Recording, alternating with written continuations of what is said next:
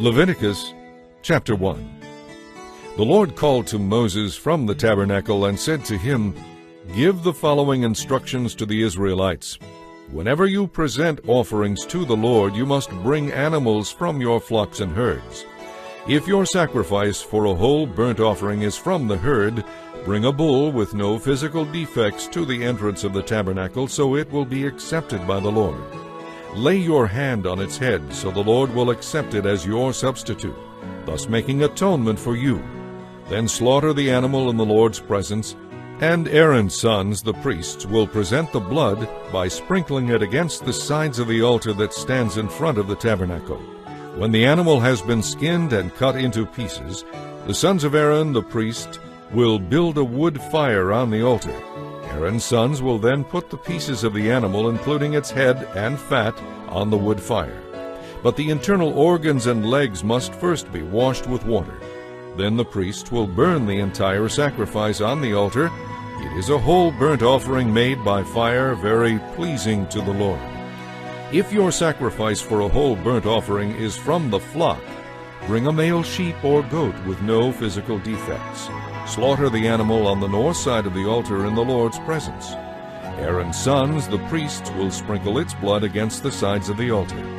Then you must cut the animal in pieces, and the priests will lay the pieces of the sacrifice, including the head and fat, on top of the wood fire on the altar. The internal organs and legs must first be washed with water. Then the priest will burn the entire sacrifice on the altar. It is a whole burnt offering made by fire, very pleasing to the Lord. If you bring a bird as a burnt offering to the Lord, choose either a turtle dove or a young pigeon. The priest will take the bird to the altar, twist off its head, and burn the head on the altar. He must then let its blood drain out against the sides of the altar. The priest must remove the crop and the feathers and throw them to the east side of the altar among the ashes. Then, grasping the bird by its wings, the priest will tear the bird apart, though not completely.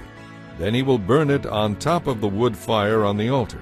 It is a whole burnt offering made by fire, very pleasing to the Lord. Chapter 2. When you bring a grain offering to the Lord, the offering must consist of choice flour. You are to pour olive oil on it and sprinkle it with incense. Bring this offering to one of Aaron's sons, and he will take a handful of the flour mixed with olive oil, together with all the incense, and burn this token portion on the altar fire. It is an offering made by fire, very pleasing to the Lord. The rest of the flour will be given to Aaron and his sons. It will be considered a most holy part of the offerings given to the Lord by fire. When you present some kind of baked bread as a grain offering, it must be made of choice flour mixed with olive oil, but without any yeast. It may be presented in the form of cakes mixed with olive oil or wafers spread with olive oil. If your grain offering is cooked on a griddle, it must be made of choice flour and olive oil, and it must contain no yeast. Break it into pieces and pour oil on it. It is a kind of grain offering. If your offering is prepared in a pan, it also must be made of choice flour and olive oil. No matter how a grain offering has been prepared before being offered to the Lord, bring it to the priests, who will present it at the altar. The priest will take a token portion of the grain offering and burn it on the altar as an offering made by fire, and it will be very pleasing to the Lord. The rest of the grain offering will be given to Aaron and his sons as their food. It will be considered a most holy part of the offerings given to the Lord by fire. Do not use yeast in any of the grain offerings you present to the Lord, because no yeast or honey may be burned as an offering to the Lord by fire. You may add yeast and honey to the offerings presented at harvest time, but these must never be burned on the altar as an offering pleasing to the Lord. Season all your grain offerings with salt to remind you of God's covenant. Never forget to add salt to your grain offerings. If you present a grain offering to the Lord from the first portion of your harvest, bring kernels of new grain that have been roasted on a fire. Since it is a grain offering, put olive oil on it and sprinkle it with incense. The priests will take a token portion of the roasted grain mixed with olive oil, together with all the incense, and burn it as an offering given to the Lord by fire. Chapter 3. If you want to present a peace offering from the herd, use either a bull or a cow. The animal you offer to the Lord must have no physical defects. Lay your hand on the animal's head and slaughter it at the entrance of the tabernacle. Aaron's sons, the priests, will then sprinkle the animal's blood against the sides of the altar. Part of this peace offering must be presented to the Lord as an offering made by fire. This includes the fat around the internal organs, the 2 kidneys with the fat around them near the loins, and the lobe of the liver, which is to be removed with the kidneys. The sons of Aaron will burn these on the altar on top of the burnt offering on the wood fire. It is an offering made by fire, very pleasing to the Lord. If you present a peace offering to the Lord from the flock, you may bring either a goat or a sheep. It may be either male or female, and it must have no physical defects. If you bring a sheep as your gift, present it to the Lord by laying your hand on its head and slaughtering it at the entrance of the tabernacle. The sons of Aaron will then sprinkle the sheep's blood against the sides of the altar. Part of this peace offering must be presented to the Lord as an offering made by fire. This includes the fat of the entire tail cut off near the backbone, the fat around the internal organs, the 2 kidneys with the fat around them near the loins, and the lobe of the liver, which is to be removed with the kidneys. The priest will burn them on the altar as food and offering given to the Lord by fire. If you bring a goat as your offering to the Lord, lay your hand on its head and slaughter it at the entrance of the tabernacle. Then the sons of Aaron will sprinkle the goat's blood against the sides of the altar. Part of this offering must be presented to the Lord as an offering made by fire. This part includes the fat around the internal organs, the 2 kidneys with the fat around them near the loins, and the lobe of the liver, which is to be removed with the kidneys. The priest will burn them on the altar as food, an offering made by fire. These will be very pleasing to the Lord. Remember, all the fat belongs to the Lord. You must never eat any fat or blood. This is a permanent law for you and all your descendants, wherever they may live. Chapter 4. Then the Lord said to Moses, "Give the Israelites the following instructions for dealing with those who sin unintentionally by doing anything forbidden by the Lord's commands. If the high priest sins, bringing guilt upon the entire community, he must bring to the Lord a young bull with no physical defects. He must present the bull to the Lord at the entrance of the tabernacle, lay his hand on the bull's head, and slaughter it there in the Lord's presence. The priest on duty will then take some of the animal's blood into the tabernacle, dip his finger into the blood, and sprinkle it 7 times before the Lord in front of the inner curtain of the most holy place. The priest will put some of the blood on the horns of the incense altar that stands in the Lord's presence in the tabernacle. The rest of the bull's blood must be poured out at the base of the altar of burnt offerings at the entrance of the tabernacle. The priest must remove all the fat around the bull's internal organs, the 2 kidneys with the fat around them near the loins, and the lobe of the liver. Then he must burn them on the altar of burnt offerings, just as is done with the bull or cow sacrificed as a peace offering. But the rest of the bull, its hide, meat, head, legs, internal organs, and dung, must be carried away to a ceremonially clean place outside the camp, the place where the ashes are thrown. He will burn it all on a wood fire in the ash heap. If the entire Israelite community does something forbidden by the Lord, and the matter escapes the community's notice, all the people will be guilty. When they discover their sin, the leaders of the community must bring a young bull for a sin offering and present it at the entrance of the tabernacle. The leaders must then lay their hands on the bull's head and slaughter it there before the Lord. The priest will bring some of its blood into the tabernacle, dip his finger into the blood, and sprinkle it 7 times before the Lord in front of the inner curtain. He will then put some of the blood on the horns of the incense altar that stands in the Lord's presence in the tabernacle. The rest of the blood must then be poured out at the base of the altar of burnt offerings at the entrance of the tabernacle. The priest must remove all the animal's fat and burn it on the altar, following the same procedure as with the sin offering for the priest. In this way, the priest will make atonement for the people, and they will be forgiven. The priest must then take what is left of the bull outside the camp and burn it there, just as is done with the sin offering for the high priest. This is a sin offering for the entire community of Israel. If one of Israel's leaders does something forbidden by the Lord his God, he will be guilty even if he sinned unintentionally. When he becomes aware of his sin, he must bring as his offering a male goat with no physical defects. He is to lay his hand on the goat's head and slaughter it before the Lord at the place where burnt offerings are slaughtered. This will be his sin offering. Then the priest will dip his finger into the blood of the sin offering, put it on the horns of the altar of burnt offerings, and pour out the rest of the blood at the base of the altar. He must burn all the goat's fat on the altar, just as is done with the peace offering. In this way, the priest will make atonement for the leader's sin, and he will be forgiven. If any of the citizens of Israel do something forbidden by the Lord, they will be guilty even if they sinned unintentionally. When they become aware of their sin, they must bring as their offering a female goat with no physical defects. It will be offered for their sin. They are to lay a hand on the head of the sin offering and slaughter it at the place where burnt offerings are slaughtered. The priest will then dip his finger into the blood, put the blood on the horns of the altar of burnt offerings, and pour out the rest of the blood at the base of the altar. Those who are guilty must remove all the goat's fat, just as is done with the peace offering. Then the priest will burn the fat on the altar, and it will be very pleasing to the Lord. In this way, the priest will make atonement for them, and they will be forgiven. If any of the people bring a sheep as their sin offering, it must be a female with no physical defects. They are to lay a hand on the head of the sin offering and slaughter it at the place where the burnt offerings are slaughtered. The priest will then dip his finger into the blood, put it on the horns of the altar of burnt offerings, and pour out the rest of the blood at the base of the altar. Those who are guilty must remove all the sheep's fat, just as is done with the sheep presented as a peace offering.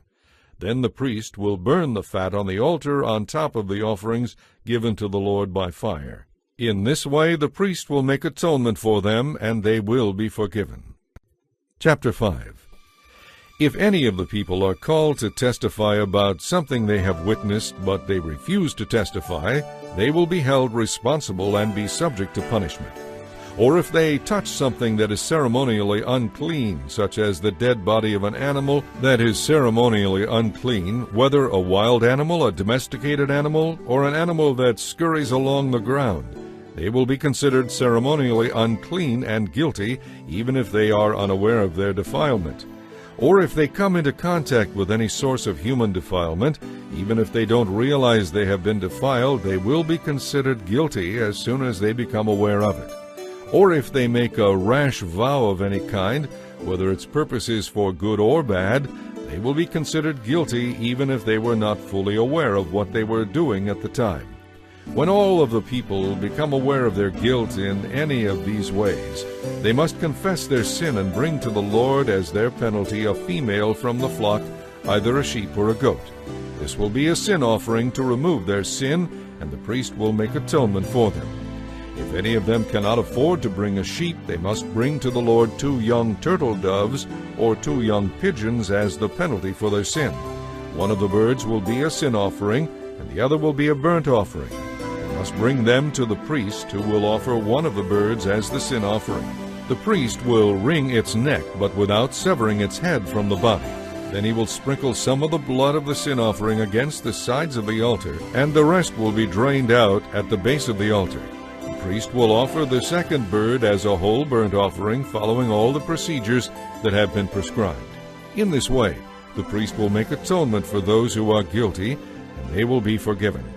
If any of the people cannot afford to bring young turtle doves or pigeons, they must bring 2 quarts of choice flour for their sin offering. Since it is a sin offering, they must not mix it with olive oil or put any incense on it. They must take the flour to the priest, who will scoop out a handful as a token portion. He will burn this flour on the altar just like any other offering given to the Lord by fire. This will be their sin offering. In this way, the priest will make atonement for those who are guilty, and they will be forgiven. The rest of the flour will belong to the priest, just as with the grain offering. Then the Lord said to Moses, "If any of the people sin by unintentionally defiling the Lord's sacred property, they must bring to the Lord a ram from the flock as their guilt offering. The animal must have no physical defects, and it must be of the proper value in silver as measured by the standard sanctuary shekel. They must then make restitution for whatever holy things they have defiled by paying for the loss plus an added penalty of 20%. When they give their payments to the priest, he will make atonement for them with a ram sacrificed as a guilt offering, and they will be forgiven. If any of them sin by doing something forbidden by the Lord, even if it is done unintentionally, they will be held responsible. When they become aware of their guilt, they must bring to the priest a ram from the flock as a guilt offering. The animal must have no physical defects, and it must be of the proper value. In this way, the priest will make atonement for those who are guilty, and they will be forgiven. This is a guilt offering, for they have been guilty of an offense against the Lord." Chapter 6. And the Lord said to Moses, "Suppose some of the people sin against the Lord by falsely telling their neighbor that an item entrusted to their safekeeping has been lost or stolen. Or suppose they have been dishonest with regard to a security deposit, or they have taken something by theft or extortion. Or suppose they find a lost item and lie about it, or they deny something while under oath, or they commit any other similar sin. If they have sinned in any of these ways and are guilty, they must give back whatever they have taken by theft or extortion, whether a security deposit, or property entrusted to them, or a lost object that they claimed as their own, or anything gained by swearing falsely. When they realize their guilt, they must restore the principal amount plus a penalty of 20% to the person they have harmed. They must then bring a guilt offering to the priest, who will present it before the Lord. This offering must be a ram with no physical defects, or the animal's equivalent value in silver. The priest will then make atonement for them before the Lord, and they will be forgiven." Then the Lord said to Moses, "Give Aaron and his sons the following instructions regarding the whole burnt offering. The burnt offering must be left on the altar until the next morning, and the altar fire must be kept burning all night. The next morning, after dressing in his special linen clothing and undergarments, the priest on duty must clean out the ashes of the burnt offering and put them beside the altar. Then he must change back into his normal clothing and carry the ashes outside the camp to a place that is ceremonially clean. Meanwhile, the fire on the altar must be kept burning. It must never go out. Each morning the priest will add fresh wood to the fire and arrange the daily whole burnt offering on it. He must then burn the fat of the peace offerings on top of this daily whole burnt offering. Remember, the fire must be kept burning on the altar at all times. It must never go out. These are the instructions regarding the grain offering. Aaron's sons must present this offering to the Lord in front of the altar. The priest on duty will take a handful of the choice flour that has been mixed with olive oil and sprinkled with incense. He will burn this token portion on the altar, and it will be very pleasing to the Lord. After burning this handful, the rest of the flour will belong to Aaron and his sons for their food. It must, however, be baked without yeast and eaten in a sacred place within the courtyard of the tabernacle. Remember, this flour may never be prepared with yeast. I have given it to the priests as their share of the offerings presented to me by fire. Like the sin offering and the guilt offering, it is most holy. Any of Aaron's male descendants from generation to generation may eat of the grain offering, because it is their regular share of the offerings given to the Lord by fire. Anyone or anything that touches this food will become holy." And the Lord said to Moses, "On the day Aaron and his sons are anointed, they must bring to the Lord a grain offering of 2 quarts of choice flour, half to be offered in the morning, and half to be offered in the evening. It must be cooked on a griddle with olive oil, and it must be well mixed and broken into pieces. You must present this grain offering, and it will be very pleasing to the Lord. As the sons of the priests replace their fathers, they will be inducted into office by offering this same sacrifice on the day they are anointed. It is the Lord's regular share, and it must be completely burned up. All such grain offerings of the priests must be entirely burned up. none of the flour may be eaten. Then the Lord said to Moses, Give Aaron and his sons these further instructions regarding the sin offering. The animal given as a sin offering is most holy, and must be slaughtered in the Lord's presence at the place where the burnt offerings are slaughtered. The priest who offers the sacrifice may eat his portion in a sacred place within the courtyard of the tabernacle. Anything or anyone who touches the sacrificial meat will become holy, and if the sacrificial blood splatters anyone's clothing, it must be washed off in a sacred place. If a clay pot is used to boil the sacrificial meat, it must be broken. If a bronze kettle is used, it must be scoured and rinsed thoroughly with water. Only males from a priest's family may eat of this offering, for it is most holy. If, however, the blood of a sin offering has been taken into the tabernacle to make atonement in the holy place for the people's sins, none of that animal's meat may be eaten. It must be completely burned up. Chapter 7. These are the instructions for the guilt offering, which is most holy. The animal sacrificed as a guilt offering must be slaughtered where the burnt offerings are slaughtered, and its blood sprinkled against the sides of the altar. The priest will then offer all its fat on the altar, including the fat from the tail, the fat around the internal organs, the 2 kidneys with the fat around them near the loins, and the lobe of the liver, which is to be removed with the kidneys. The priests will burn these parts on the altar as an offering to the Lord made by fire. It is a guilt offering.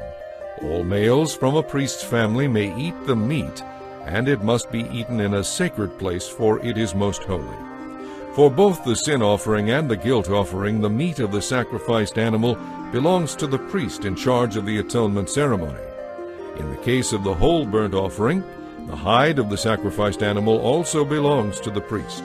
Any grain offering that has been baked in an oven, prepared in a pan, or cooked on a griddle belongs to the priest who presents it. All other grain offerings, whether flour mixed with olive oil or dry flour, are to be shared among all the priests and their sons. These are the instructions regarding the different kinds of peace offerings that may be presented to the Lord.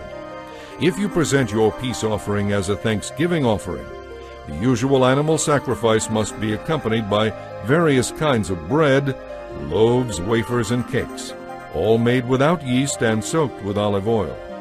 This peace offering of thanksgiving must also be accompanied by loaves of yeast bread. One of each kind of bread must be presented as a gift to the Lord. This bread will then belong to the priest who sprinkles the altar with blood from the sacrificed animal. The animal's meat must be eaten on the same day it is offered. None of it may be saved for the next morning. However, if you bring an offering to fulfill a vow or as a free will offering, the meat may be eaten on that same day, and whatever is left over may be eaten on the second day. But anything left over until the third day must be completely burned up. If any of the meat from this peace offering is eaten on the third day, it will not be accepted by the Lord. It will have no value as a sacrifice, and you will receive no credit for bringing it as an offering. By then the meat will be contaminated. If you eat it, you will have to answer for your sin. Meat that touches anything ceremonially unclean may not be eaten. It must be completely burned up. And as for meat that may be eaten, it may only be eaten by people who are ceremonially clean. Anyone who is ceremonially unclean but eats meat from a peace offering that was presented to the Lord must be cut off from the community. If anyone touches anything that is unclean, whether it is human defilement or an unclean animal, and then eats meat from the Lord's sacrifices, that person must be cut off from the community. Then the Lord said to Moses, Give the Israelites these instructions. You must never eat fat, whether from oxen or sheep or goats. The fat of an animal found dead or killed by a wild animal may never be eaten, though it may be used for any other purpose. Anyone who eats fat from an offering given to the Lord by fire must be cut off from the community. Even in your homes you must never eat the blood of any bird or animal. Anyone who eats blood must be cut off from the community. Then the Lord said to Moses, Give these further instructions to the Israelites. When you present a peace offering to the Lord, bring part of it as a special gift to the Lord. Present it to him with your own hands as an offering given to the Lord by fire. bring the fat of the animal together with the breast and present it to the Lord by lifting it up before him. Then the priests will burn the fat on the altar, but the breast will belong to Aaron and his sons. You are to give the right thigh of your peace offering to the priest as a gift. The right thigh must always be given to the priest who sprinkles the blood and offers the fat of the peace offering. For I have designated the breast and the right thigh for the priests. It is their regular share of the peace offerings brought by the Israelites. This is their share. It has been set apart for Aaron and his descendants from the offerings given to the Lord by fire from the time they were appointed to serve the Lord as priests. The Lord commanded that the Israelites were to give these portions to the priests as their regular share from the time of the priest's anointing. This regulation applies throughout the generations to come. These are the instructions for the whole burnt offering, the grain offering, the sin offering, the guilt offering, the ordination offering, and the peace offering. The Lord gave these instructions to Moses on Mount Sinai when he commanded the Israelites to bring their offerings to the Lord in the wilderness of Sinai. Chapter 8.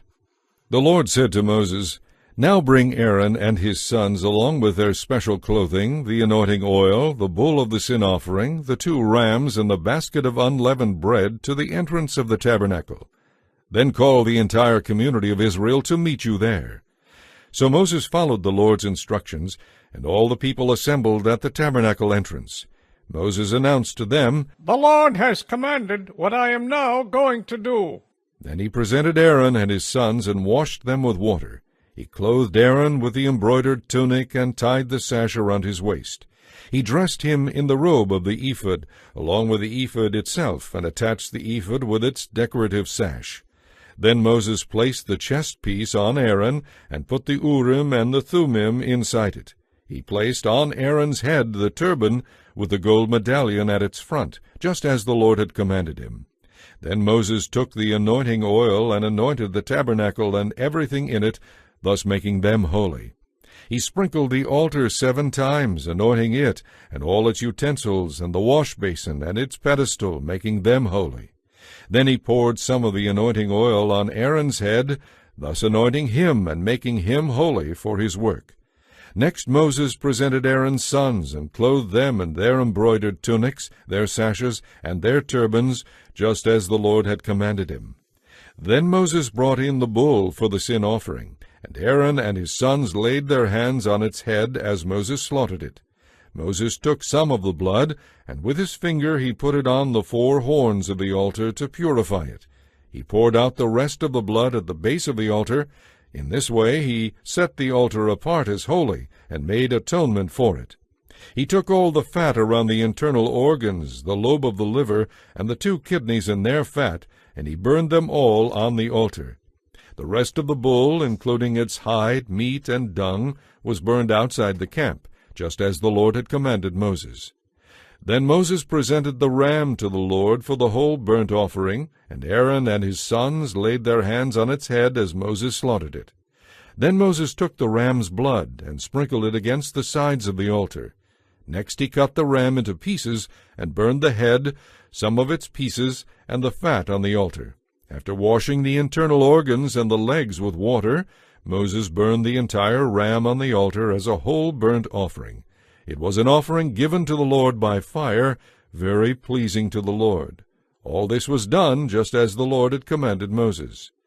Next Moses presented the 2nd ram, which was the ram of ordination. Aaron and his sons laid their hands on its head as Moses slaughtered it. Then Moses took some of its blood and put it on the lobe of Aaron's right ear, the thumb of his right hand, and the big toe of his right foot. Next he presented Aaron's sons, and put some of the blood on the lobe of their right ears, the thumb of their right hands, and the big toe of their right feet. He then sprinkled the rest of the blood against the sides of the altar. Next he took the fat, including the fat from the tail, the fat around the internal organs, the lobe of the liver, and the 2 kidneys with their fat, along with the right thigh. On top of these he placed a loaf of unleavened bread, a cake of unleavened bread soaked with olive oil, and a thin wafer spread with olive oil. All these were taken from the basket of bread made without yeast that was placed in the Lord's presence. He gave all of these to Aaron and his sons, and he presented the portions by lifting them up before the Lord. Moses then took all the offerings back and burned them on the altar on top of the burnt offering as an ordination offering. It was an offering given to the Lord by fire, very pleasing to the Lord. Then Moses took the breast and lifted it up in the Lord's presence. This was Moses' share of the ram of ordination, just as the Lord had commanded him. Next Moses took some of the anointing oil and some of the blood that was on the altar, and he sprinkled them on Aaron and his clothing, and on his sons and their clothing. In this way he made Aaron and his sons and their clothing holy. Then Moses said to Aaron and his sons, Boil the rest of the meat at the tabernacle entrance, and eat it along with the bread that is in the basket of ordination offerings, just as I commanded you. Any meat or bread that is left over must then be burned up. Do not leave the tabernacle entrance for 7 days, for that is the time it will take to complete the ordination ceremony. What has been done today was commanded by the Lord in order to make atonement for you. Remember, you must stay at the entrance of the tabernacle day and night for 7 days, doing everything the Lord requires. If you fail in this, you will die. This is what the Lord has said. So Aaron and his sons did everything the Lord had commanded through Moses. Chapter 9. After the ordination ceremony, on the 8th day, Moses called together Aaron and his sons and the leaders of Israel. He said to Aaron, Take a young bull for a sin offering, and a ram for a whole burnt offering, both with no physical defects, and present them to the Lord. Then tell the Israelites to take a male goat for a sin offering for themselves, and a year-old calf and a year-old lamb for a whole burnt offering, each with no physical defects. Also tell them to take a bull and a ram for a peace offering, and flour mixed with olive oil for a grain offering. Tell them to present all these offerings to the Lord, because the Lord will appear to them today. So the people brought all of these things to the entrance of the tabernacle, just as Moses had commanded, and the whole community came and stood there in the Lord's presence. Then Moses told them, When you have followed these instructions from the Lord, the glorious presence of the Lord will appear to you. Then Moses said to Aaron, Approach the altar, and present your sin offering and your whole burnt offering to make atonement for yourself. Then present the offerings to make atonement for the people, just as the Lord has commanded. So Aaron went to the altar and slaughtered the calf as a sin offering for himself. His sons brought him the blood, and he dipped his finger into it and put it on the horns of the altar. He poured out the rest of the blood at the base of the altar. Then he burned on the altar the fat, the kidneys, and the lobe of the liver from the sin offering, just as the Lord had commanded Moses. The meat and the hide, however, he burned outside the camp. Next Aaron slaughtered the animal for the whole burnt offering. His sons brought him the blood, and he sprinkled it against the sides of the altar. They handed the animal to him piece by piece, including the head, and he burned each part on the altar. Then he washed the internal organs and the legs, and also burned them on the altar as a whole burnt offering. Next Aaron presented the sacrifices for the people. He slaughtered the people's goat and presented it as their sin offering, just as he had done previously for himself. Then he brought the whole burnt offering and presented it in the prescribed way. He also brought the grain offering, burning a handful of the flour on the altar, in addition to the regular morning burnt offering. Then Aaron slaughtered the bull and the ram for the people's peace offering. His sons brought him the blood, and he sprinkled it against the sides of the altar. Then he took the fat of the bull and the ram, the fat from the tail and from around the internal organs, along with the kidneys and the lobe of the liver. He placed these fat parts on top of the breasts of these animals, and then burned them on the altar. Aaron then lifted up the breasts and right thighs as an offering to the Lord, just as Moses had commanded. After that, Aaron raised his hands toward the people and blessed them. Then, after presenting the sin offering, the whole burnt offering, and the peace offering, he stepped down from the altar. Next, Moses and Aaron went into the tabernacle, and when they came back out, they blessed the people again, and the glorious presence of the Lord appeared to the whole community. Fire blazed forth from the Lord's presence and consumed the burnt offering and the fat on the altar. When the people saw all this, they shouted with joy and fell face down on the ground.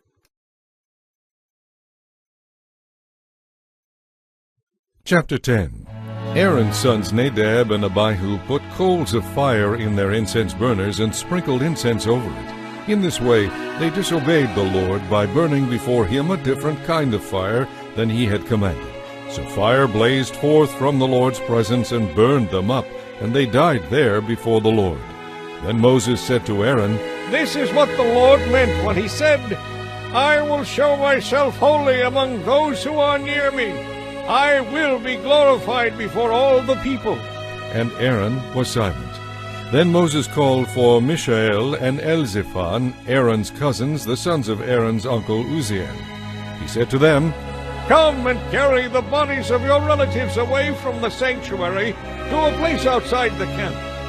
Do not mourn by letting your hair hang loose or by tearing your clothes. If you do, you will die, and the Lord will be angry with the whole community of Israel. However, the rest of the Israelites, your relatives, may mourn for Nadab and Abihu, whom the Lord has destroyed by fire.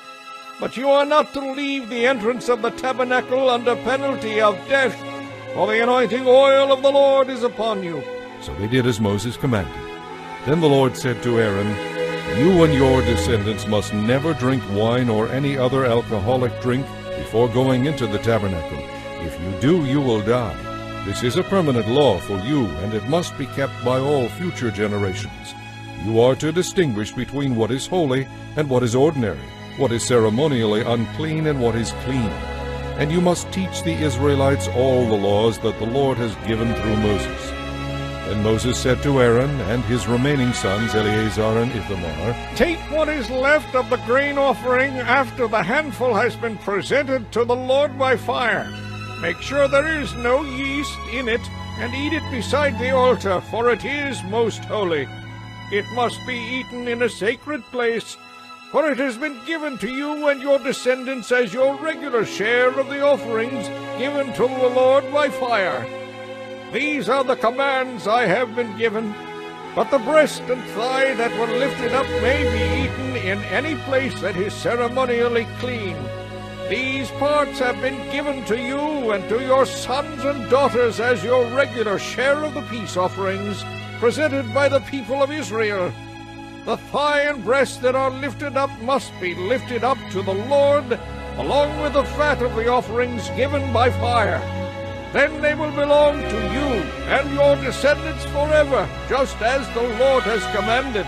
When Moses demanded to know what had happened to the goat of the sin offering, he discovered that it had been burned up. As a result, he became very angry with Eleazar and Ithamar, Aaron's remaining sons. Why didn't you eat the sin offering in the sanctuary area? He demanded. It is a holy offering. It was given to you for removing the guilt of the community and for making atonement for the people before the Lord. Since the animal's blood was not taken into the holy place, you should have eaten the meat in the sanctuary area, as I ordered you. Then Aaron answered Moses on behalf of his sons, Today my sons presented both their sin offering and their burnt offering to the Lord. He said, This kind of thing has also happened to me. Would the Lord have approved if I had eaten the sin offering today? And when Moses heard this, he approved. Chapter 11. Then the Lord said to Moses and Aaron, Give the following instructions to the Israelites. The animals you may use for food include those that have completely divided hooves and chew the cud. You may not, however, eat the animals named here, because they either have split hooves or chew the cud, but not both. The camel may not be eaten, for though it chews the cud, it does not have split hooves. The same is true of the rock badger and the hare, so they also may never be eaten. And the pig may not be eaten, for though it has split hooves, it does not chew the cud. You may not eat the meat of these animals or touch their dead bodies. They are ceremonially unclean for you. As for marine animals, you may eat whatever has both fins and scales, whether taken from fresh water or salt water. You may not, however, eat marine animals that do not have both fins and scales. You are to detest them, and they will always be forbidden to you. You must never eat their meat or even touch their dead bodies. I repeat, any marine animal that does not have both fins and scales is strictly forbidden to you. These are the birds you must never eat, because they are detestable for you: the eagle, the vulture, the osprey, the buzzard, kites of all kinds, ravens of all kinds, the ostrich, the nighthawk, the seagull, hawks of all kinds, the little owl, the cormorant, the great owl, the white owl, the pelican, the carrion vulture, the stork, herons of all kinds, the hoopoe, and the bat. You are to consider detestable all swarming insects that walk along the ground. However, there are some exceptions that you may eat. These include insects that jump with their hind legs, locusts of all varieties, crickets, bald locusts, and grasshoppers. All these may be eaten. But you are to consider detestable all other swarming insects that walk or crawl. The following creatures make you ceremonially unclean. If you touch any of their dead bodies, you will be defiled until evening. If you move the dead body of an unclean animal, you must immediately wash your clothes, and you will remain defiled until evening. Any animal that has divided but unsplit hooves, or that does not chew the cud, is unclean for you. If you touch the dead body of such an animal, you will be defiled until evening. Of the animals that walk on all fours, those that have paws are unclean for you. If you touch the dead body of such an animal, you will be defiled until evening. If you pick up and move its carcass, you must immediately wash your clothes, and you will remain defiled until evening. Of the small animals that scurry or creep on the ground, these are unclean for you: the mole, the mouse, the great lizard of all varieties, the gecko, the monitor lizard, the common lizard, the sand lizard, and the chameleon. All these small animals are unclean for you. If you touch the dead body of such an animal, you will be defiled until evening.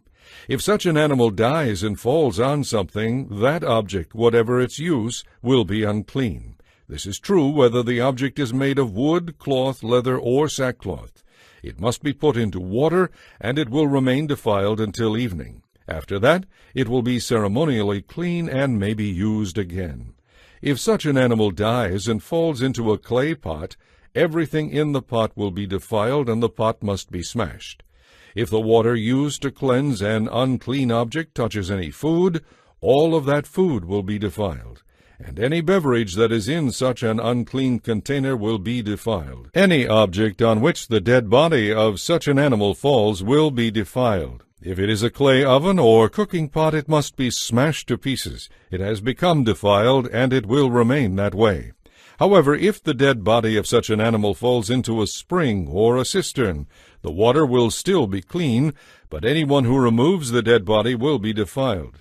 If the dead body falls on seed grain to be planted in the field, the seed will still be considered clean. But if the seed is wet when the dead body falls on it, the seed will be defiled. If an animal that is permitted for eating dies, and you touch its carcass, you will be defiled until evening. If you eat any of its meat or carry away its carcass, you must wash your clothes, then you will remain defiled until evening. Consider detestable any animal that scurries along the ground. Such animals may never be eaten. This includes all animals that slither along on their bellies, as well as those with 4 legs and those with many feet. All such animals are to be considered detestable. Never defile yourselves by touching such animals. After all, I, the Lord, am your God. You must be holy because I am holy. So do not defile yourselves by touching any of these animals that scurry along the ground. I, the Lord, am the one who brought you up from the land of Egypt to be your God. You must therefore be holy, because I am holy. These are the instructions regarding the land animals, the birds, and all the living things that move through the water or swarm over the earth, so you can distinguish between what is unclean and may not be eaten, and what is clean and may be eaten. Chapter 12. The Lord said to Moses, "Give these instructions to the Israelites. When a woman becomes pregnant and gives birth to a son, she will be ceremonially unclean for 7 days, just as she is defiled during her menstrual period. On the 8th day the boy must be circumcised. Then the woman must wait for 33 days until the time of her purification from the blood of childbirth is completed. During this time of purification she must not touch anything that is holy, and she must not go to the sanctuary until her time of purification is over. If a woman gives birth to a daughter, she will be ceremonially defiled for 2 weeks, just as she is defiled during her menstrual period. She must then wait another 66 days to be purified from the blood of childbirth. When the time of purification is completed for either a son or a daughter, the woman must bring a year-old lamb for a whole burnt offering and a young pigeon or turtle-dove for a purification offering. She must take her offerings to the priest at the entrance of the tabernacle. The priest will then present them to the Lord and make atonement for her. Then she will be ceremonially clean again after her bleeding at childbirth. These are the instructions to be followed after the birth of a son or a daughter. If a woman cannot afford to bring a sheep, she must bring 2 turtle-doves or 2 young pigeons. One will be for the whole burnt offering, and the other for the purification offering. The priest will sacrifice them, thus making atonement for her, and she will be ceremonially clean. Chapter 13. The Lord said to Moses and Aaron, "If some of the people notice a swelling or a rash or a shiny patch on their skin that develops into a contagious skin disease, they must be brought to Aaron the priest or to one of his sons. The priest will then examine the affected area of a person's skin. If the hair in the affected area has turned white and appears to be more than skin deep, then it is a contagious skin disease, and the priest must pronounce the person ceremonially unclean. But if the affected area of the skin is white but does not appear to be more than skin deep, and if the hair in the spot has not turned white, the priest will put the infected person in quarantine for 7 days. On the 7th day, the priest will make another examination. If the affected area has not changed or spread on the skin, then the priest will put the person in quarantine for 7 more days. The priest will examine the skin again on the 7th day. If the affected area has faded and not spread, the priest will pronounce the person ceremonially clean. It was only a temporary rash. So after washing the clothes, the person will be considered free of disease. But if the rash continues to spread after this examination and pronouncement by the priest, the infected person must return to be examined again. If the priest notices that the rash has spread, then he must pronounce this person ceremonially unclean, for it is a contagious skin disease. Anyone who develops a contagious skin disease must go to the priest for an examination. If the priest sees that some hair has turned white and an open sore appears in the affected area, it is clearly a contagious skin disease, and the priest must pronounce that person ceremonially unclean. In such cases, the person need not be quarantined for further observation, because it is clear that the skin is defiled by the disease. Now suppose the priest discovers after his examination that a rash has broken out all over someone's skin, covering the body from head to foot. In such cases, the priest must examine the infected person to see if the disease covers the entire body.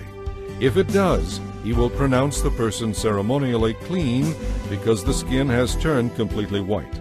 But if any open sores appear, the infected person will be pronounced ceremonially unclean.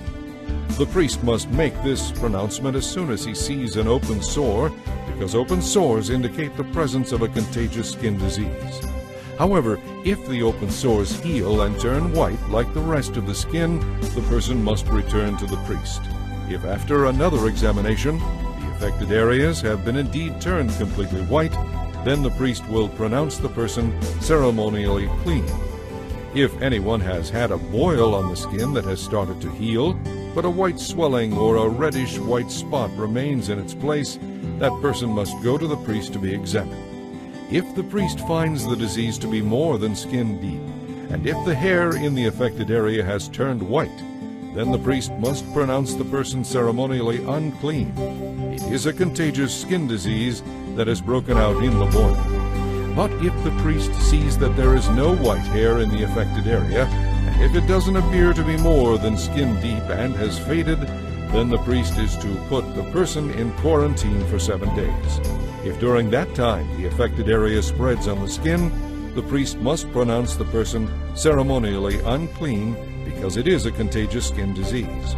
But if the area grows no larger and does not spread, it is merely the scar from the boil, and the priest will pronounce that person ceremonially clean. If anyone has suffered a burn on the skin and the burned area changes color, becoming either a shiny reddish white or white, then the priest must examine it. If the hair in the affected area turns white, and the problem appears to be more than skin deep, a contagious skin disease has broken out in the burn. The priest must then pronounce that person ceremonially unclean, for it is clearly a contagious skin disease. But if the priest discovers that there is no white hair in the affected area, and the problem appears to be no more than skin deep and has faded, then the priest is to put the infected person in quarantine for 7 days. If at the end of that time the affected area has spread on the skin, the priest must pronounce that person ceremonially unclean, for it is clearly a contagious skin disease.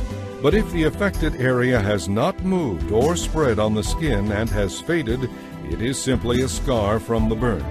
The priest must then pronounce the person ceremonially clean. If anyone, whether a man or woman, has an open sore on the head or chin, the priest must examine the infection.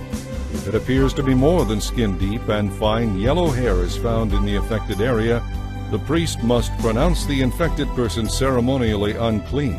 The infection is a contagious skin disease of the head or chin. However, if the priest's examination reveals that the infection is only skin deep and there is no black hair in the affected area, then he must put the person in quarantine for 7 days. If at the end of that time the affected area has not spread and no yellow hair has appeared, and if the infection does not appear to be more than skin deep, the infected person must shave off all hair except the hair on the affected area. Then the priest must put the person in quarantine for another 7 days.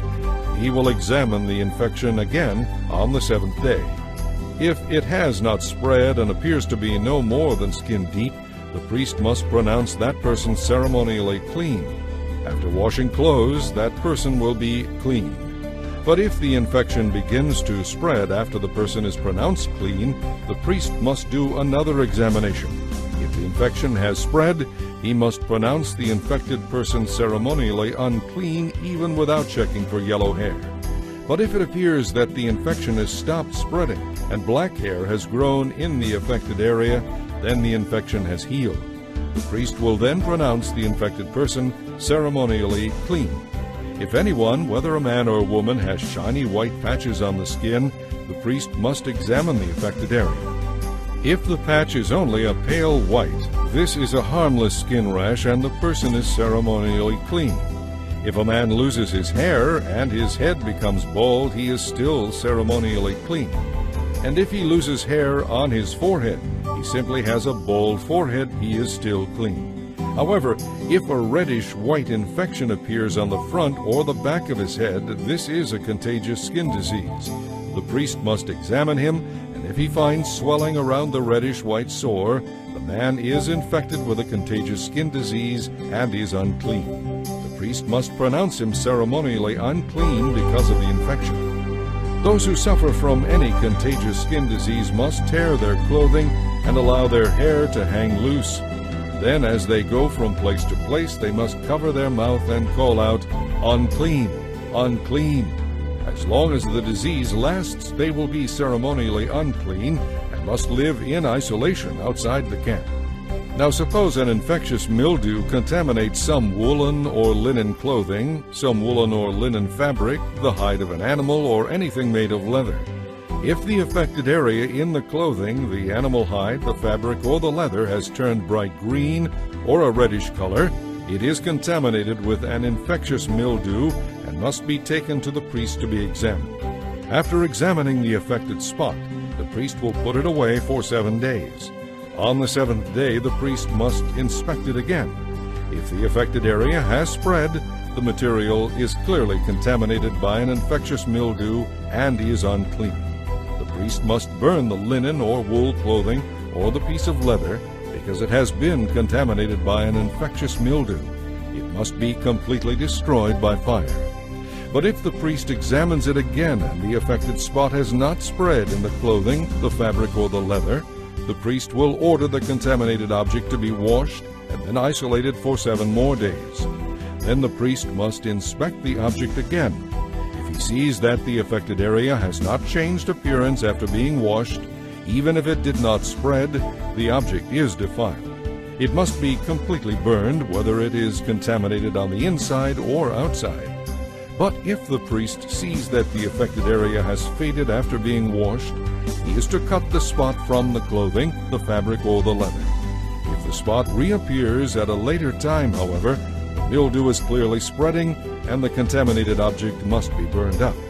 But if the spot disappears after the object is washed, it must be washed again, then it will be ceremonially clean.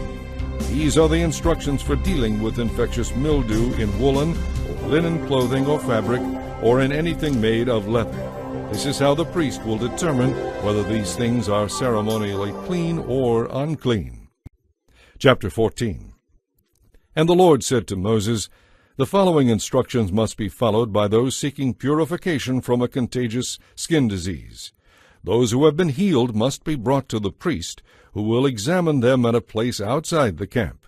If the priest finds that someone has been healed of the skin disease, he will perform a purification ceremony using 2 wild birds of a kind permitted for food, along with some cedar wood, a scarlet cloth, and a hyssop branch. The priest will order one of the birds to be slaughtered over a clay pot that is filled with fresh spring water. He will then dip the living bird, along with the cedar wood, the scarlet cloth, and the hyssop branch, into the blood of the slaughtered bird. The priest will also sprinkle the dead bird's blood 7 times over the person being purified, and the priest will pronounce that person to be ceremonially clean. At the end of the ceremony, the priest will set the living bird free so it can fly away into the open fields. The people being purified must complete the cleansing ceremony by washing their clothes, shaving off all their hair, and bathing themselves in water. Then they will be ceremonially clean and may return to live inside the camp. However, they must still remain outside their tents for 7 days. On the 7th day they must again shave off all their hair, including the hair of the beard and eyebrows, and wash their clothes and bathe themselves in water. Then they will be pronounced ceremonially clean. On the next day, the 8th day, each person cured of the skin disease must bring 2 male lambs and 1 female year-old lamb with no physical defects, along with 5 quarts of choice flour mixed with olive oil and 3/5 of a pint of olive oil. Then the officiating priest will present that person for cleansing, along with the offerings, before the Lord at the entrance of the tabernacle. The priest will take one of the lambs and the olive oil and offer them as a guilt offering by lifting them up before the Lord. He will then slaughter the lamb there in the sacred area at the place where sin offerings and burnt offerings are slaughtered.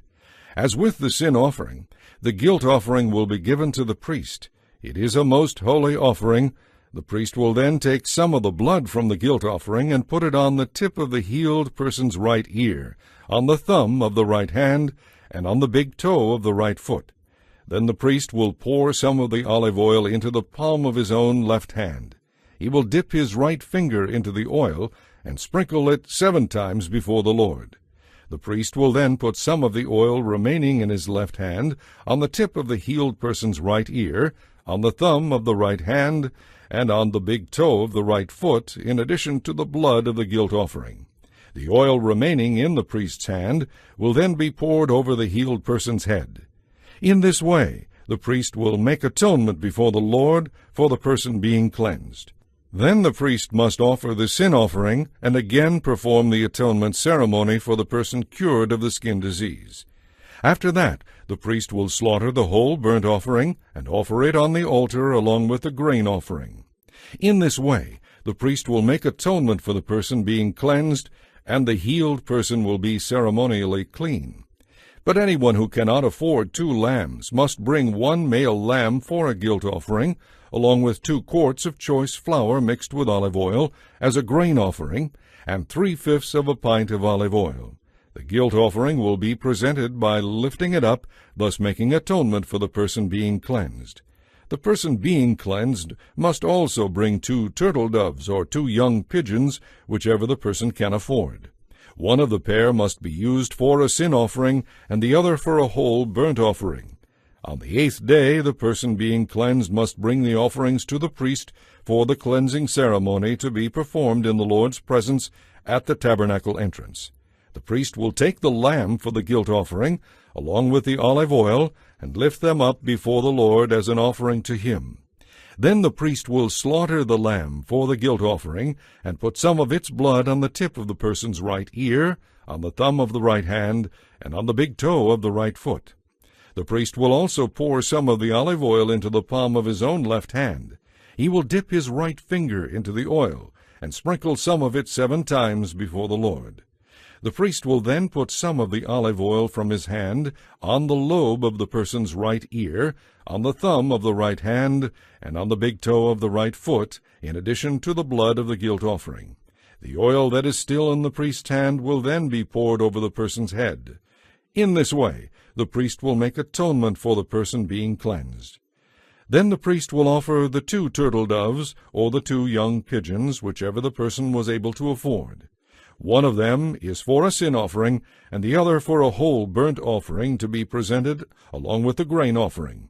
In this way, the priest will make atonement before the Lord for the person being cleansed.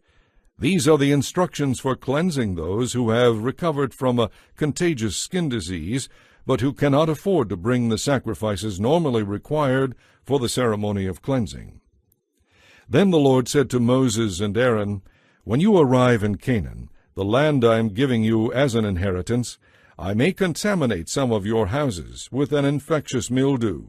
The owner of such a house must then go to the priest and say, 'It looks like my house has some kind of disease.' Before the priest examines the house, he must have the house emptied so everything inside will not be pronounced unclean. Then the priest will go in and inspect the house. If he finds bright green or reddish streaks on the walls of the house, and the contamination appears to go deeper than the wall's surface, he will leave the house and lock it up for 7 days. On the 7th day, the priest must return for another inspection. If the mildew on the walls of the house is spread, the priest must order that the stones from those areas be removed. The contaminated material will then be thrown into an area outside the town designated as ceremonially unclean. Next, the inside walls of the entire house must be scraped thoroughly, and the scrapings dumped into the unclean place outside the town. Other stones will be brought in to replace the ones that were removed, and the walls will be replastered. But if the mildew reappears after all these things have been done, the priest must return and inspect the house again. If he sees that the affected areas have spread, the walls are clearly contaminated with an infectious mildew, and the house is defiled, it must be torn down, and all its stones, timbers, and plaster must be carried out of town to the place designated as ceremonially unclean. Anyone who enters the house while it is closed will be considered ceremonially unclean until evening. All who sleep or eat in the house must wash their clothing. But if the priest returns for his inspection and finds that the affected areas have not reappeared after the fresh plastering, then he will pronounce the house clean because the infectious mildew is clearly gone. To purify the house, the priest will need 2 birds, some cedar wood, a scarlet cloth, and a hyssop branch. He will slaughter one of the birds over a clay pot that is filled with fresh spring water. Then he will dip the cedar wood, the hyssop branch, the scarlet cloth, and the living bird into the blood of the slaughtered bird, and he will sprinkle the house 7 times. After he has purified the house in this way, he will release the living bird in the open fields outside the town. In this way the priest will make atonement for the house, and it will be ceremonially clean. These are the instructions for dealing with the various kinds of contagious skin disease and infectious mildew, whether in clothing, in a house, in a swollen area of skin, in a skin rash, or in a shiny patch of skin. These instructions must be followed when dealing with any contagious skin disease or infectious mildew to determine when something is ceremonially clean or unclean. Chapter 15. The Lord said to Moses and Aaron, Give these further instructions to the Israelites. Any man who has a genital discharge is ceremonially unclean because of it. This defilement applies whether the discharge continues or is stopped up. In either case, the man is unclean. Any bedding on which he lies and anything on which he sits will be defiled. So if you touch the man's bedding, you will be required to wash your clothes and bathe in water, and you will remain ceremonially defiled until evening. If you sit where the man with a discharge has sat, you will be required to wash your clothes and bathe in water. You will then remain defiled until evening. The same instructions apply if you touch the man who has the unclean discharge. And if he spits on you, you must undergo the same procedure. Any blanket on which the man rides will be defiled. If you touch or carry anything that was under him, you will be required to wash your clothes and bathe in water, and you will remain defiled until evening. If the man touches you without first rinsing his hands, then you will be required to wash your clothes and bathe in water, and you will remain defiled until evening. Any clay pot touched by the man with a discharge must be broken, and every wooden utensil he touches must be rinsed with water. When the man's discharge heals, he must count off a period of 7 days. During that time, he must wash his clothes and bathe in fresh spring water. Then he will be ceremonially clean. On the 8th day he must bring 2 turtle doves or 2 young pigeons and present himself to the Lord at the entrance of the tabernacle and give his offerings to the priest. The priest will present the offerings there, one for a sin offering and the other for a whole burnt offering. In this way, the priest will make atonement for the man before the Lord for his discharge. Whenever a man has an emission of semen, he must wash his entire body, and he will remain ceremonially defiled until evening. Any clothing or leather that comes in contact with the semen must be washed, and it will remain defiled until evening. After having sexual intercourse, both the man and the woman must bathe, and they will remain defiled until evening. Whenever a woman has her menstrual period, she will be ceremonially unclean for 7 days. If you touch her during that time, you will be defiled until evening. Anything on which she lies or sits during that time will be defiled. If you touch her bed, you must wash your clothes and bathe in water. You will remain defiled until evening. The same applies if you touch an object on which she sits, whether it is her bedding or any piece of furniture. If a man has sexual intercourse with her during this time, her menstrual impurity will be transmitted to him. He will remain defiled for 7 days, and any bed on which he lies will be defiled. If the menstrual flow of blood continues for many days beyond the normal period, or if she discharges blood unrelated to her menstruation, the woman will be ceremonially unclean as long as the discharge continues. Anything on which she lies or sits during that time will be defiled, just as it would be during her normal menstrual period. If you touch her bed or anything on which she sits, you will be defiled. You will be required to wash your clothes and bathe in water, and you will remain defiled until evening. When the woman's menstrual discharge stops, she must count off a period of 7 days. After that, she will be ceremonially clean. On the 8th day, she must bring 2 turtle doves or 2 young pigeons and present them to the priest at the entrance of the tabernacle. The priest will offer one for a sin offering and the other for a whole burnt offering.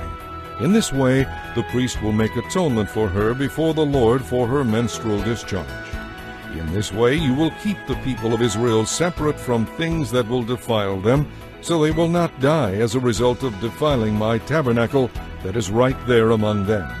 These are the instructions for dealing with a man who has been defiled by a genital discharge or an emission of semen, for dealing with a woman during her monthly menstrual period, for dealing with anyone, man or woman, who has had a bodily discharge of any kind, and for dealing with a man who has had intercourse with a woman during her period.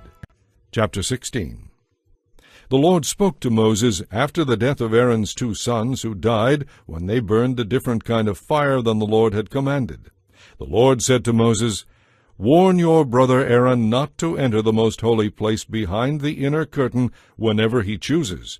The penalty for intrusion is death. For the ark's cover, the place of atonement, is there, and I myself am present in the cloud over the atonement cover. When Aaron enters the sanctuary area, he must follow these instructions fully. He must first bring a young bull for a sin offering and a ram for a whole burnt offering. Then he must wash his entire body and put on his linen tunic and the undergarments worn next to his body. He must tie the linen sash around his waist and put the linen turban on his head. These are his sacred garments. The people of Israel must then bring him 2 male goats for a sin offering and a ram for a whole burnt offering. Aaron will present the bull as a sin offering to make atonement for himself and his family. Then he must bring the 2 male goats and present them to the Lord at the entrance of the tabernacle. He is to cast sacred lots to determine which goat will be sacrificed to the Lord and which one will be the scapegoat. The goat chosen to be sacrificed to the Lord will be presented by Aaron as a sin offering. The goat chosen to be the scapegoat will be presented to the Lord alive. When it is sent away into the wilderness, it will make atonement for the people.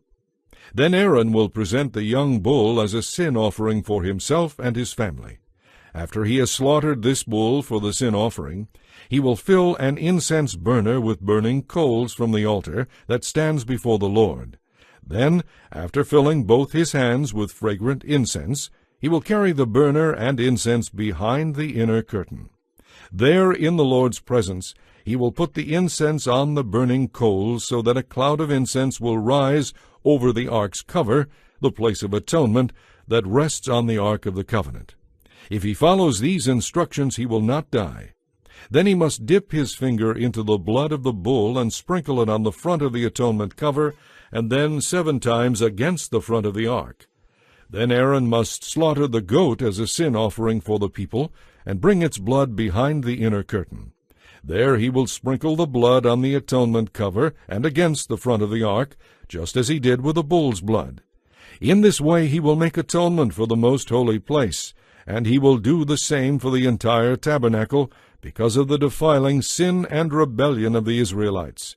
No one else is allowed inside the tabernacle while Aaron goes in to make atonement for the most holy place. No one may enter until he comes out again after making atonement for himself, his family, and all the Israelites. Then Aaron will go out to make atonement for the altar that stands before the Lord by smearing some of the blood from the bull and the goat on each of the altar's horns. Then he must dip his finger into the blood and sprinkle it 7 times over the altar. In this way he will cleanse it from Israel's defilement and return it to its former holiness. When Aaron has finished making atonement for the most holy place, the tabernacle, and the altar, he must bring the living goat forward.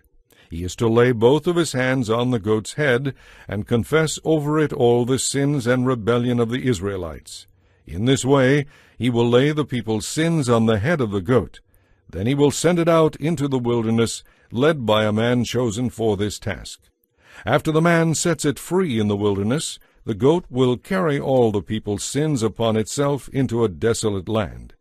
As Aaron enters the tabernacle, he must take off the linen garments he wore when he entered the most holy place, and he must leave the garments there. Then he must bathe his entire body with water in a sacred place, put on his garments, and go out to sacrifice his own whole burnt offering and the whole burnt offering for the people. In this way he will make atonement for himself and for the people. He must also burn all the fat of the sin offering on the altar. The man chosen to send the goat out into the wilderness as a scapegoat must wash his clothes and bathe in water. Then he may return to the camp. The bull and goat given as sin offerings, whose blood Aaron brought into the most holy place to make atonement for Israel, will be carried outside the camp to be burned. This includes the animal's hides, the internal organs, and the dung. The man who does the burning must wash his clothes and bathe himself in water before returning to the camp. On the appointed day in early autumn, you must spend the day fasting and not do any work. This is a permanent law for you, and it applies to those who are Israelites by birth, as well as to the foreigners living among you. On this day atonement will be made for you, and you will be cleansed from all your sins in the Lord's presence. It will be a Sabbath day of total rest, and you will spend the day in fasting. This is a permanent law for you. In future generations, the atonement ceremony will be performed by the anointed high priest who serves in place of his ancestor Aaron. He will put on the holy linen garments and make atonement for the most holy place, the tabernacle, the altar, the priests, and the entire community. This is a permanent law for you to make atonement for the Israelites once each year. Moses followed all these instructions that the Lord had given to him. Chapter 17. Then the Lord said to Moses, Give Aaron and his sons and all the Israelites these commands from the Lord. If any Israelite sacrifices a bull or a lamb or a goat anywhere inside or outside the camp, and does not bring it to the entrance of the tabernacle to present it as an offering to the Lord, that person will be guilty of a capital offense. Such a person has shed blood and must be cut off from the community. This rule will stop the Israelites from sacrificing animals in the open fields. It will cause them to bring their sacrifices to the priest at the entrance of the tabernacle, so he can present them to the Lord as peace offerings. That way the priest will be able to sprinkle the blood and burn the fat on the Lord's altar at the entrance of the tabernacle, and it will be very pleasing to the Lord. The people must no longer be unfaithful to the Lord by offering sacrifices to evil spirits out in the fields. This is a permanent law for them to be kept generation after generation. Give them this command as well, which applies both to Israelites and to the foreigners living among you. If you offer a whole burnt offering or a sacrifice and do not bring it to the entrance of the tabernacle to offer it to the Lord, you will be cut off from the community. And I will turn against anyone, whether an Israelite or a foreigner living among you, who eats or drinks blood in any form. I will cut off such a person from the community, for the life of any creature is in its blood. I have given you the blood so you can make atonement for your sins. It is the blood representing life that brings you atonement. That is why I said to the Israelites, You and the foreigners who live among you must never eat or drink blood. And this command applies both to Israelites and to the foreigners living among you. If you go hunting and kill an animal or bird that is approved for eating, you must drain out the blood and cover it with earth. The life of every creature is in the blood. That is why I have told the people of Israel never to eat or drink it, for the life of any bird or animal is in the blood. So whoever eats or drinks blood must be cut off. And this command also applies both to Israelites and the foreigners living among you. If you eat from the carcass of an animal that died a natural death or was killed by a wild animal, you must wash your clothes and bathe yourselves in water. Then you will remain ceremonially unclean until evening. After that, you will be considered clean. But if you do not wash your clothes and bathe, you will be held responsible. Chapter 18.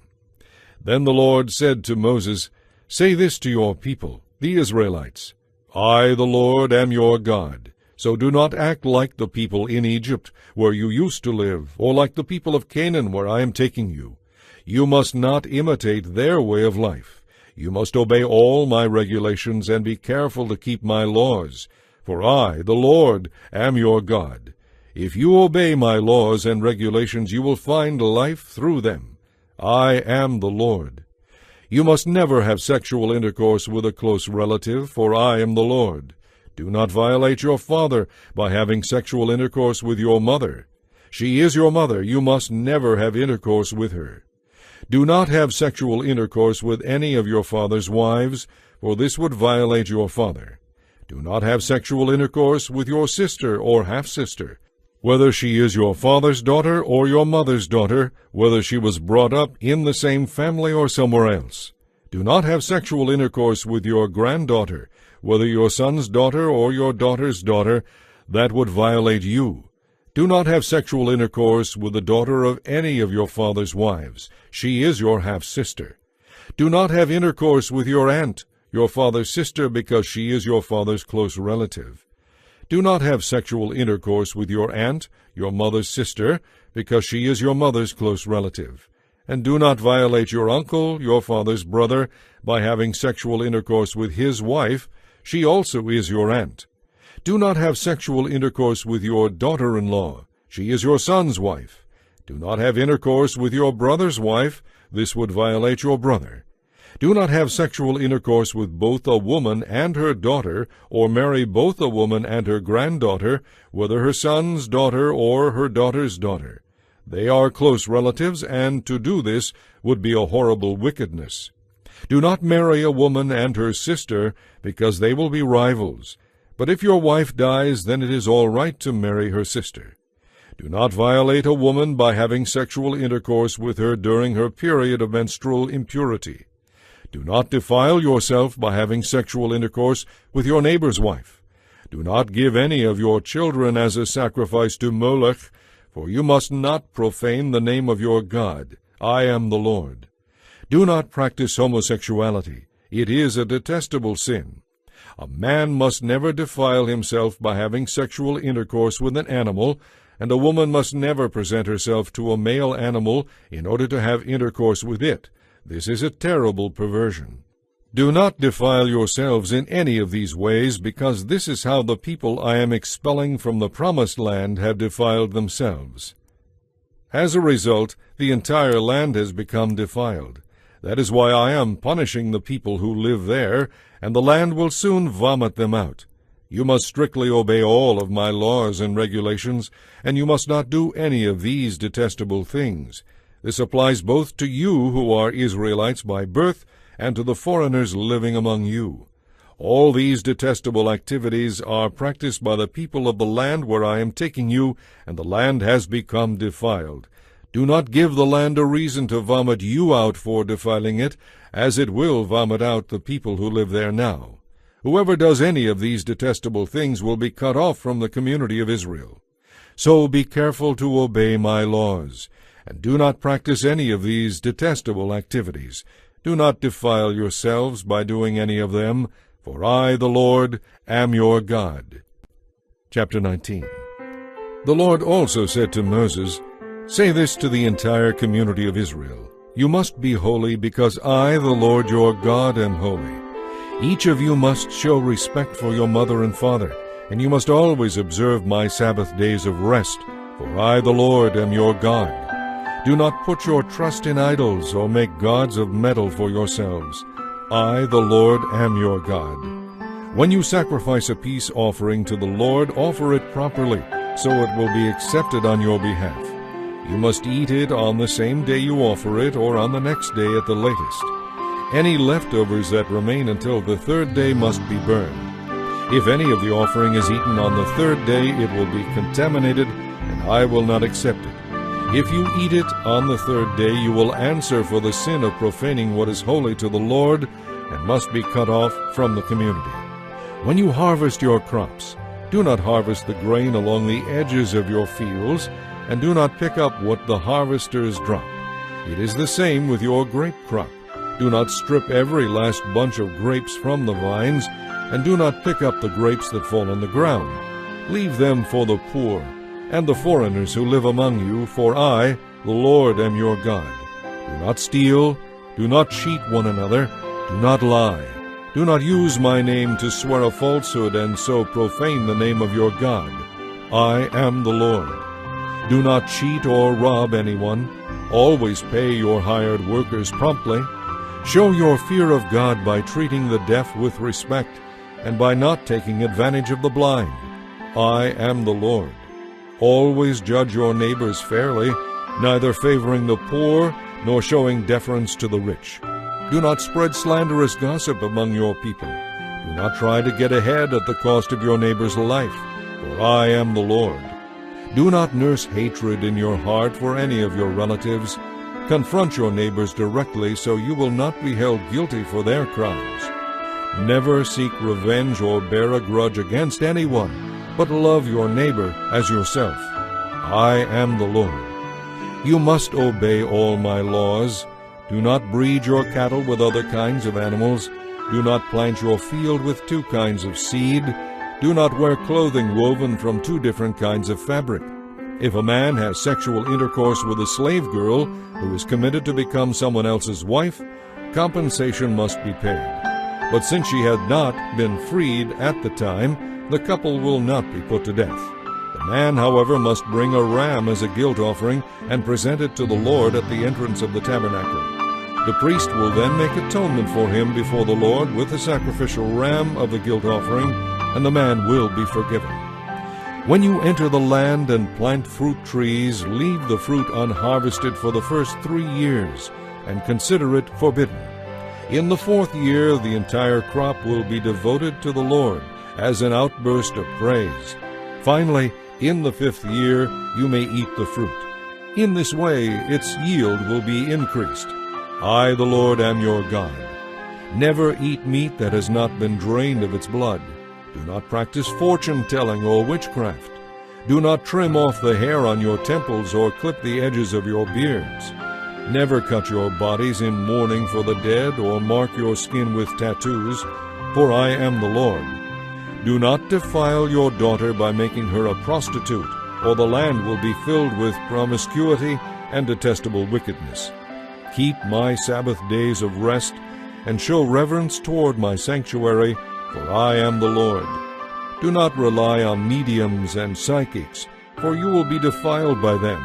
I, the Lord, am your God. Show your fear of God by standing up in the presence of elderly people and showing respect for the aged.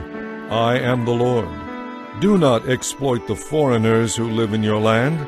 They should be treated like everyone else, and you must love them as you love yourself. Remember that you were once foreigners in the land of Egypt.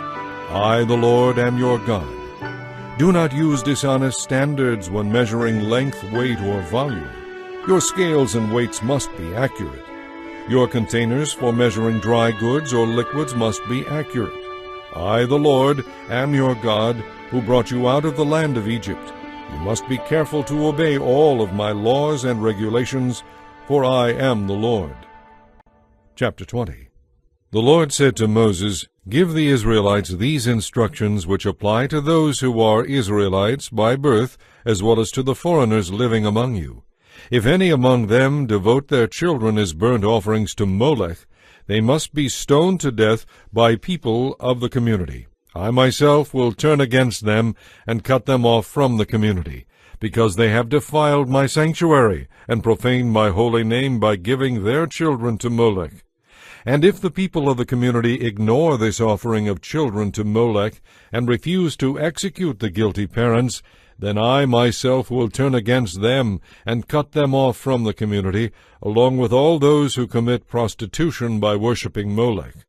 If any among the people are unfaithful by consulting and following mediums or psychics, I will turn against them and cut them off from the community.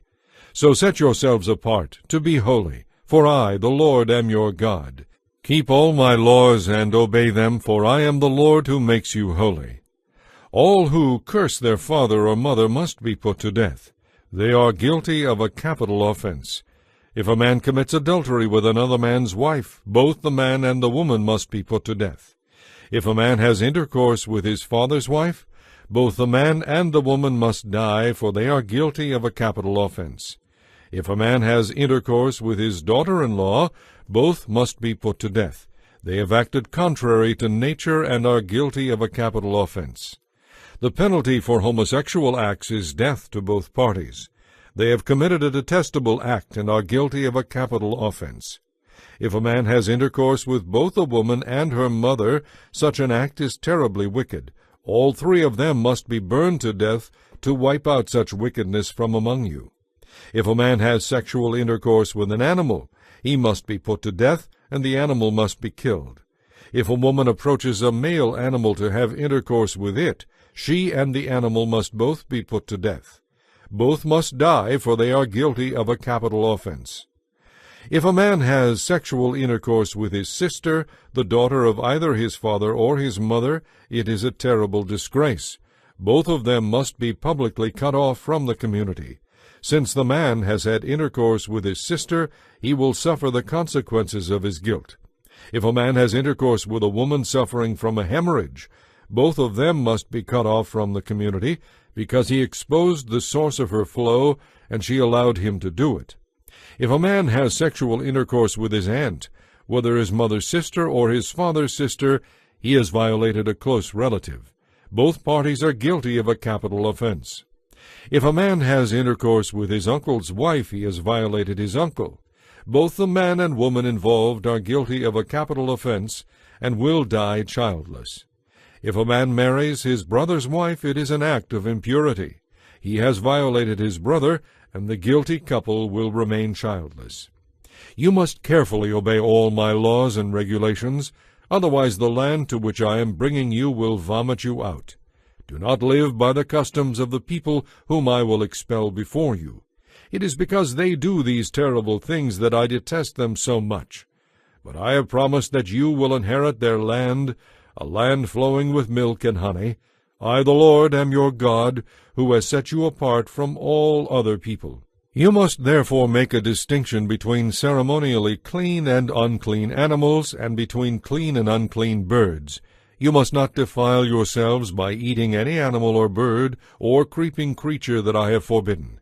You must be holy, because I, the Lord, am holy. I have set you apart from all other people to be my very own. Men and women among you who act as mediums or psychics must be put to death by stoning. They are guilty of a capital offense. Chapter 21. The Lord said to Moses, Tell the priests to avoid making themselves ceremonially unclean by touching a dead relative, unless it is a close relative, mother or father, son or daughter, brother or virgin sister, who was dependent because she had no husband. As a husband among his relatives, he must not defile himself. The priests must never shave their heads, trim the edges of their beards, or cut their bodies. They must be set apart to God as holy, and must never dishonor his name. After all, they are the ones who present the offerings to the Lord by fire, providing God with his food, and they must remain holy. The priests must not marry women defiled by prostitution, or women who have been divorced, for the priests must be set apart to God as holy. You must treat them as holy because they offer up food to your God. You must consider them holy, because I, the Lord, am holy, and I make you holy. If a priest's daughter becomes a prostitute, defiling her father's holiness as well as herself, she must be burned to death. The high priest, who has had the anointing oil poured on his head and has been ordained to wear the special priestly garments, must never let his hair hang loose or tear his clothing. He must never defile himself by going near a dead person, even if it is his father or mother. He must not desecrate the sanctuary of his God by leaving it to attend his parents' funeral, because he has been made holy by the anointing oil of his God. I am the Lord. The high priest must marry a virgin. He must not marry a widow, a divorced woman, or a woman defiled by prostitution. She must be a virgin from his own clan, that he may not dishonor his descendants among the members of his clan, because I, the Lord, have made him holy. Then the Lord said to Moses, Tell Aaron that in all future generations his descendants who have physical defects will not qualify to offer food to their God. No one who has a defect may come near to me, whether he is blind or lame, stunted or deformed, or has a broken foot or hand, or has a humped back, or is a dwarf, or has a defective eye, or has oozing sores or scabs on his skin, or has damaged testicles. Even though he is a descendant of Aaron, his physical defects disqualify him from presenting offerings to the Lord by fire. Since he has a blemish, he may not offer food to his God. However, he may eat from the food offered to God, including the holy offerings and the most holy offerings.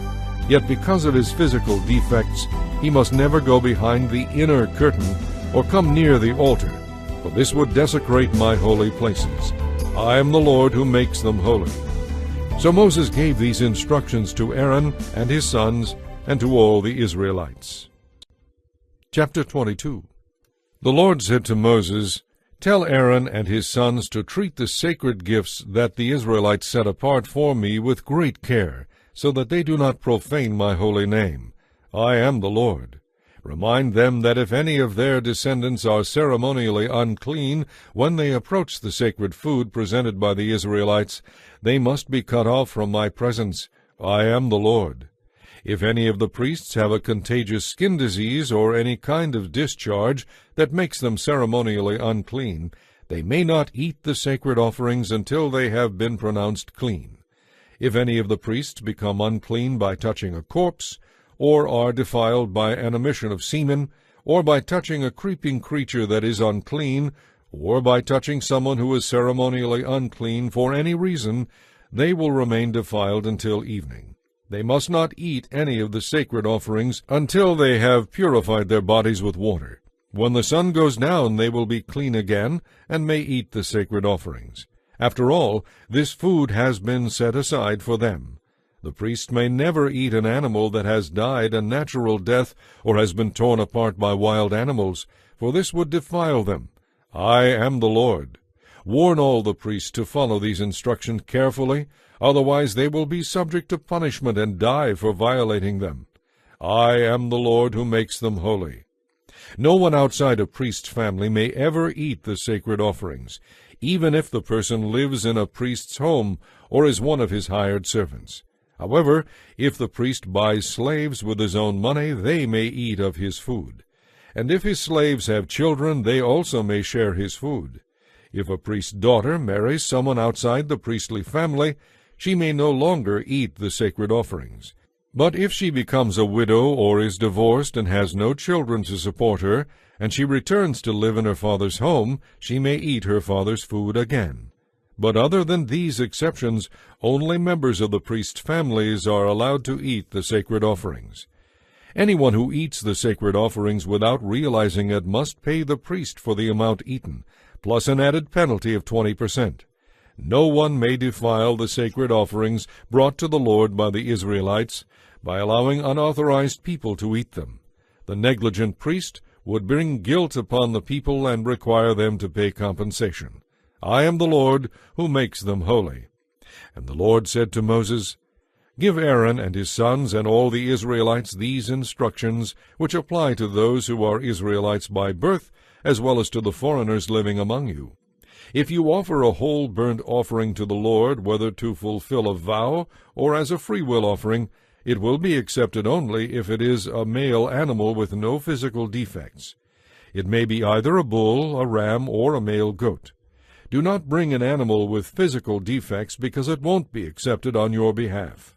If you bring a peace offering to the Lord from the herd or flock, whether to fulfill a vow or as a freewill offering, you must offer an animal that has no physical defects of any kind. An animal that is blind, injured, mutilated, or that has a growth, an open sore, or a scab, must never be offered to the Lord by fire on the altar. If the bull or lamb is deformed or stunted, it may still be offered as a freewill offering, but it may not be offered to fulfill a vow. If an animal has damaged testicles or is castrated, it may never be offered to the Lord. You must never accept mutilated or defective animals from foreigners to be offered as a sacrifice to your God. Such animals will not be accepted on your behalf, because they are defective. And the Lord said to Moses, When a bull or a ram or a male goat is born, it must be left with its mother for 7 days. From the 8th day on, it will be acceptable as an offering given to the Lord by fire. But you must never slaughter a mother animal and her offspring on the same day, whether from the herd or the flock. When you bring a thanksgiving offering to the Lord, it must be sacrificed properly, so it will be accepted on your behalf. Eat the entire sacrificial animal on the day it is presented. Don't leave any of it until the 2nd day. I am the Lord. You must faithfully keep all my commands by obeying them, for I am the Lord. Do not treat my holy name as common and ordinary. I must be treated as holy by the people of Israel. It is I, the Lord, who makes you holy. It was I who rescued you from Egypt, that I might be your very own God. I am the Lord. Chapter 23. The Lord said to Moses, Give the Israelites instructions regarding the Lord's appointed festivals, the days when all of you will be summoned to worship me. You may work for 6 days each week, but on the 7th day all work must come to a complete stop. It is the Lord's Sabbath day of complete rest, a holy day to assemble for worship. It must be observed wherever you live. In addition to the Sabbath, the Lord has established festivals, the holy occasions to be observed at the proper time each year. First comes the Lord's Passover, which begins at twilight on its appointed day in early spring. Then the day after the Passover celebration, the festival of unleavened bread begins. This festival to the Lord continues for 7 days, and during that time all the bread you eat must be made without yeast. On the first day of the festival, all the people must stop their regular work and gather for a sacred assembly. On each of the next 7 days, the people must present an offering to the Lord by fire. On the 7th day, the people must again stop all their regular work to hold a sacred assembly. Then the Lord told Moses to give these instructions to the Israelites. When you arrive in the land I am giving you, and you harvest your first crops, bring the priest some grain from the first portion of your grain harvest. On the day after the Sabbath, the priest will lift it up before the Lord so it may be accepted on your behalf. That same day you must sacrifice a year-old male lamb with no physical defects as a whole burnt offering to the Lord. A grain offering must accompany it, consisting of 3 quarts of choice flour mixed with olive oil. It will be an offering given to the Lord by fire, and it will be very pleasing to him. Along with this sacrifice, you must also offer 1 quart of wine as a drink offering. Do not eat any bread or roasted grain or fresh kernels on that day until after you have brought this offering to your God. This is a permanent law for you, and it must be observed wherever you live. From the day after the Sabbath, the day the bundle of grain was lifted up as an offering, count off 7 weeks. Keep counting until the day after the 7th Sabbath, 50 days later, and bring an offering of new grain to the Lord. From wherever you live, bring 2 loaves of bread to be lifted up before the Lord as an offering. These loaves must be baked from 3 quarts of choice flour that contains yeast. They will be an offering to the Lord from the first of your crops. Along with this bread, present 7 one-year-old lambs with no physical defects, 1 bull and 2 rams as burnt offerings to the Lord. These whole burnt offerings, together with the accompanying grain offerings and drink offerings, will be given to the Lord by fire, and will be pleasing to him. Then you must offer 1 male goat as a sin offering, and 2 one-year-old male lambs as a peace offering. The priest will lift up these offerings before the Lord together with the loaves presenting the first of your later crops. These offerings are holy to the Lord and will belong to the priests. That same day you must stop all your regular work and gather for a sacred assembly. This is a permanent law for you, and it must be observed wherever you live. When you harvest the crops of your land, do not harvest the grain along the edges of your fields, and do not pick up what the harvesters drop. Leave it for the poor and the foreigners living among you. I, the Lord, am your God. The Lord told Moses to give these instructions to the Israelites. On the appointed day in early autumn, you are to celebrate a day of complete rest. All your work must stop on that day. You will call the people to a sacred assembly, the festival of trumpets, with loud blasts from a trumpet. You must do no regular work on that day. Instead, you are to present offerings to the Lord by fire. Then the Lord said to Moses, "Remember that the Day of Atonement is to be celebrated on the 9th day after the Festival of Trumpets. On that day you must humble yourselves, gather for a sacred assembly, and present offerings to the Lord by fire. Do no work during that entire day, because it is the Day of Atonement, when atonement will be made for you before the Lord your God, and payment will be made for your sins. Anyone who does not spend that day in humility will be cut off from the community. And I will destroy anyone among you who does any kind of work on that day. You must do no work at all. This is a permanent law for you, and it must be observed wherever you live. This will be a Sabbath day of total rest for you, and on that day you must humble yourselves. This time of rest and fasting will begin the evening before the Day of Atonement and extend until evening of that day." And the Lord said to Moses, "Tell the Israelites to begin the festival of shelters on the 5th day after the Day of Atonement. This festival to the Lord will last for 7 days. It will begin with a sacred assembly on the first day, and all your regular work must stop. On each of the 7 festival days, you must present offerings to the Lord by fire. On the 8th day you must gather again for a sacred assembly and present another offering to the Lord by fire. This will be a solemn closing assembly, and no regular work may be done that day. These are the Lord's appointed annual festivals. Celebrate them by gathering in sacred assemblies to present all the various offerings to the Lord by fire: whole burnt offerings and grain offerings, sacrificial meals and drink offerings, each on its proper day. These festivals must be observed in addition to the Lord's regular Sabbath days. And these offerings must be given in addition to your personal gifts, the offerings you make to accompany your vows, and any free-will offerings that you present to the Lord. Now on the first day of the festival of shelters, after you have harvested all the produce of the land, you will begin to celebrate this 7-day festival to the Lord. Remember that the first day and closing 8th day of the festival will be days of total rest. On the first day, gather fruit from citrus trees, and collect palm fronds and other leafy branches and willows that grow by the streams. Then rejoice before the Lord your God for 7 days.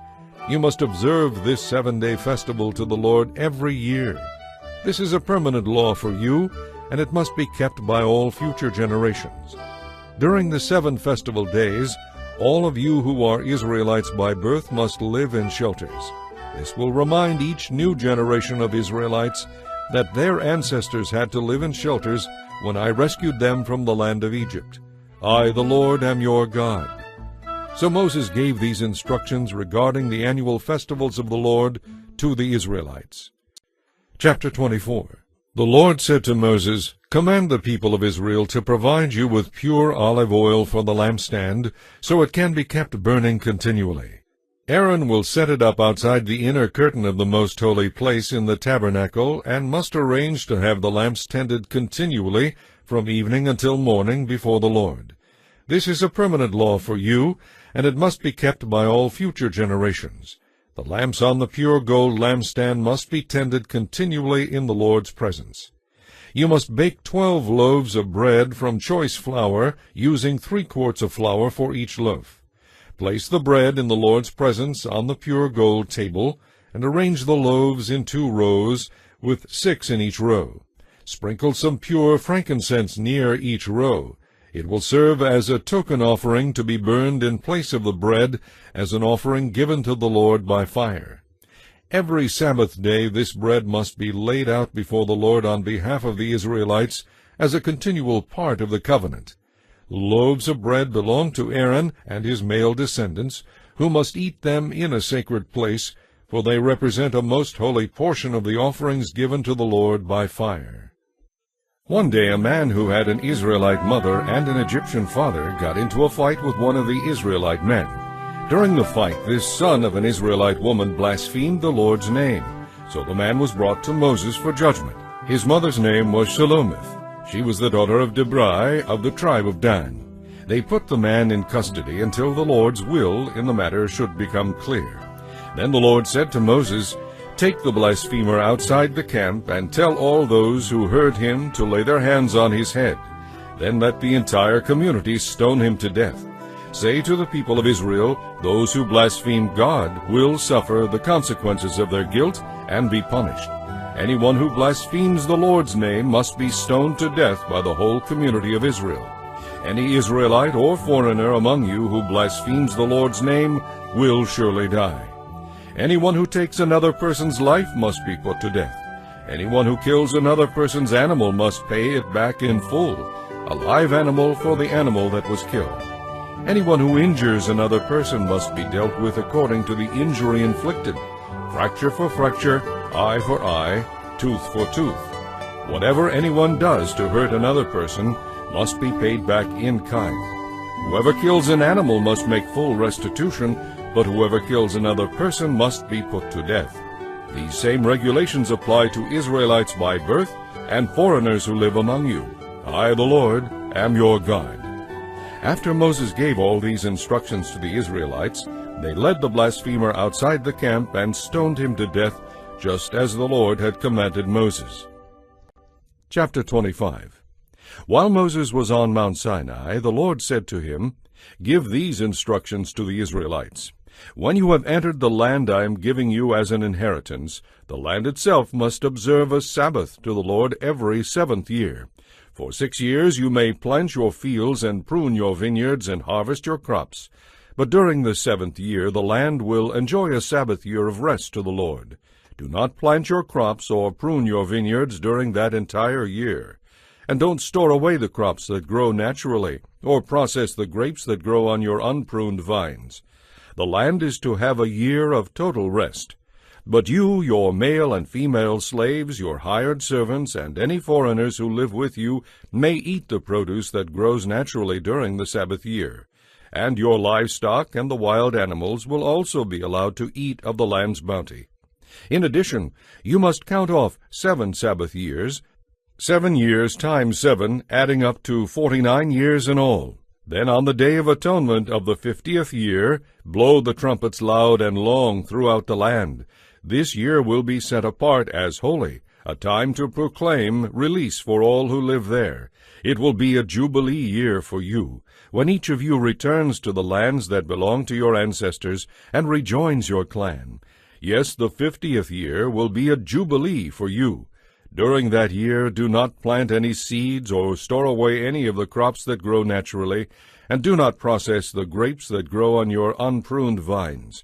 It will be a jubilee year for you, and you must observe it as a special and holy time. You may, however, eat the produce that grows naturally in the fields that year. In the year of Jubilee each of you must return to the lands that belong to your ancestors. When you make an agreement with a neighbor to buy or sell property, you must never take advantage of each other. When you buy land from your neighbor, the price of the land should be based on the number of years since the last Jubilee. The seller will charge you only for the crop years left until the next year of Jubilee. The more the years, the higher the price. The fewer the years, the lower the price. After all, the person selling the land is actually selling you a certain number of harvests. Show your fear of God by not taking advantage of each other. I, the Lord, am your God. If you want to live securely in the land, keep my laws and obey my regulations. Then the land will yield bumper crops, and you will eat your fill and live securely in it. But you might ask, what will we eat during the 7th year, since we are not allowed to plant or harvest crops that year? The answer is, I will order my blessing for you in the 6th year, so the land will produce a bumper crop, enough to support you for 3 years. As you plant the seed in the 8th year, you will still be eating the produce of the previous year. In fact, you will eat from the old crop until the new harvest comes in the 9th year. And remember, the land must never be sold on a permanent basis because it really belongs to me. You are only foreigners and tenants living with me. With every sale of land there must be a stipulation that the land can be redeemed at any time.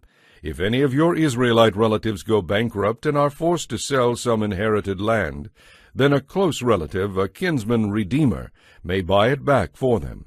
If there is no one to redeem the land but the person who sold it manages to get enough money to buy it back, then that person has the right to redeem it from the one who bought it. The price of the land will be based on the number of years until the next year of Jubilee. After buying it back, the original owner may then return to the land. But if the original owner cannot afford to redeem it, then it will belong to the new owner until the next year of Jubilee. In the Jubilee year, the land will be returned to the original owner. Anyone who sells a house inside a walled city has the right to redeem it for a full year after its sale. During that time, the seller retains the right to buy it back. But if it is not redeemed within a year, then the house within the walled city will become the permanent property of the buyer.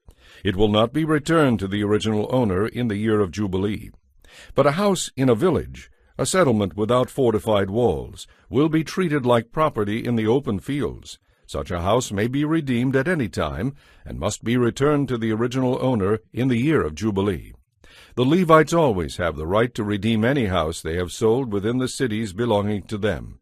And any property that can be redeemed by the Levites, all houses within the Levitical cities, must be returned in the year of Jubilee. After all, the cities reserved for the Levites are the only property they own in all Israel. The strip of pasture land around each of the Levitical cities may never be sold. It is their permanent ancestral property. If any of your Israelite relatives fall into poverty and cannot support themselves, support them as you would a resident foreigner, and allow them to live with you. Do not demand an advance or charge interest on the money you lend them. Instead, show your fear of God by letting them live with you as your relatives. Remember, do not charge your relatives interest on anything you lend them, whether money or food. I, the Lord, am your God, who brought you out of Egypt to give you the land of Canaan and to be your God. If any of your Israelite relatives go bankrupt and sell themselves to you, do not treat them as slaves. Treat them instead as hired servants or as resident foreigners who live with you, and they will serve you only until the year of Jubilee. At that time they and their children will no longer be obligated to you, and they will return to their clan and ancestral property. The people of Israel are my servants, whom I brought out of the land of Egypt, so they must never be sold as slaves. Show your fear of God by treating them well. Never exercise your power over them in a ruthless way. However, you may purchase male or female slaves from among the foreigners who live among you. You may also purchase the children of such resident foreigners, including those who have been born in your land. You may treat them as your property, passing them on to your children as a permanent inheritance. You may treat your slaves like this, but the people of Israel, your relatives, must never be treated this way. If a resident foreigner becomes rich, and if some of your Israelite relatives go bankrupt and sell themselves to such a foreigner, they still retain the right of redemption. They may be bought back by a close relative, an uncle, a nephew, or anyone else who is closely related. They may also redeem themselves if they can get the money. The price of their freedom will be based on the number of years left until the next year of Jubilee, whatever it would cost to hire a servant for that number of years. If many years still remain, they will repay most of what they received when they sold themselves. If only a few years remain until the year of Jubilee, then they will repay a relatively small amount for their redemption. The foreigner must treat them as servants hired on a yearly basis. You must not allow a resident foreigner to treat any of your Israelite relatives ruthlessly. If any Israelites have not been redeemed by the time the year of Jubilee arrives, then they and their children must be set free at that time. For the people of Israel are my servants, whom I brought out of the land of Egypt. I, the Lord, am your God. Chapter 26. Do not make idols or set up carved images, sacred pillars, or shaped stones to be worshipped in your land. I, the Lord, am your God. You must keep my Sabbath days of rest and show reverence for my sanctuary. I am the Lord. If you keep my laws and are careful to obey my commands, I will send the seasonal rains. The land will then yield its crops, and the trees will produce their fruit. Your threshing season will extend until the grape harvest, and your grape harvest will extend until it is time to plant grain again. You will eat your fill and live securely in your land. I will give you peace in the land, and you will be able to sleep without fear. I will remove the wild animals from your land and protect you from your enemies. In fact, you will chase down all your enemies and slaughter them with your swords. 5 of you will chase 100, and 100 of you will chase 10,000. All your enemies will fall beneath the blows of your weapons. I will look favorably upon you and multiply your people and fulfill my covenant with you. You will have such a surplus of crops that you will need to get rid of the leftovers from the previous year to make room for each new harvest. I will live among you, and I will not despise you. I will walk among you. I will be your God, and you will be my people. I, the Lord, am your God, who brought you from the land of Egypt, so you would no longer be slaves. I have lifted the yoke of slavery from your neck, so you can walk free with your heads held high. However, if you do not listen to me or obey my commands, and if you break my covenant by rejecting my laws and treating my regulations with contempt, I will punish you. You will suffer from sudden terrors, with wasting diseases, and with burning fevers, causing your eyes to fail and your life to ebb away. You will plant your crops in vain, because your enemies will eat them. I will turn against you, and you will be defeated by all your enemies. They will rule over you, and you will run even when no one is chasing you. And if, in spite of this, you still disobey me, I will punish you for your sins 7 times over. I will break down your arrogant spirit by making the skies above as unyielding as iron, and the earth beneath as hard as bronze. All your work will be for nothing, for your land will yield no crops, and your trees will bear no fruit. If even then you remain hostile toward me and refuse to obey, I will inflict you with 7 more disasters for your sins. I will release wild animals that will kill your children and destroy your cattle, so your numbers will dwindle and your roads will be deserted. And if you fail to learn a lesson from this and continue your hostility toward me, then I myself will be hostile toward you, and I will personally strike you 7 times over for your sins. I will send armies against you to carry out these covenant threats. If you flee to your cities, I will send a plague to destroy you there, and you will be conquered by your enemies. I will completely destroy your food supply, so the bread from one oven will have to be stretched to feed 10 families. They will ration your food by weight, and even if you have food to eat, you will not be satisfied. If after this you still refuse to listen and still remain hostile toward me, then I will give full vent to my hostility. I will punish you 7 times over for your sins. You will eat the flesh of your own sons and daughters. I will destroy your pagan shrines and cut down your incense altars. I will leave your corpses piled up beside your lifeless idols, and I will despise you. I will make your cities desolate and destroy your places of worship, and I will take no pleasure in your offerings of incense. Yes, I myself will devastate your land. Your enemies who come to occupy it will be utterly shocked at the destruction they see. I will scatter you among the nations and attack you with my own weapons. Your land will become desolate and your cities will lie in ruins. Then at last the land will make up for its missed Sabbath years as it lies desolate during your years of exile in the land of your enemies. Then the land will finally rest and enjoy its Sabbaths. As the land lies in ruins, it will take the rest you never allowed it to take every 7th year while you lived in it. And for those of you who survive, I will demoralize you in the land of your enemies far away. You will live there in such constant fear that the sound of a leaf driven by the wind will send you fleeing. You will run as though chased by a warrior with a sword, and you will fall even when no one is pursuing you. Yes, though no one is chasing you, you will stumble over each other in flight as though fleeing in battle. You will have no power to stand before your enemies. You will die among the foreign nations and be devoured in the land of your enemies. Those still left alive will rot away in enemy lands because of their sins and the sins of their ancestors. But at last my people will confess their sins and the sins of their ancestors for betraying me and being hostile toward me. Finally, when I have given full expression to my hostility and have brought them to the land of their enemies, then at last their disobedient hearts will be humbled, and they will pay for their sins. Then I will remember my covenant with Jacob, with Isaac, and with Abraham, and I will remember the land, and the land will enjoy its years of Sabbath rest as it lies deserted. At last the people will receive the due punishment for their sins, for they rejected my regulations and despised my laws. But despite all this, I will not utterly reject or despise them while they are in exile in the land of their enemies.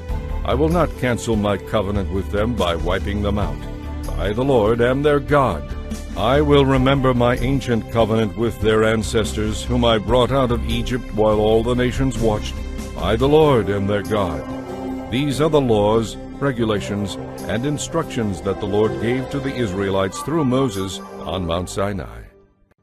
Chapter 27. The Lord said to Moses, "Give the following instructions to the Israelites.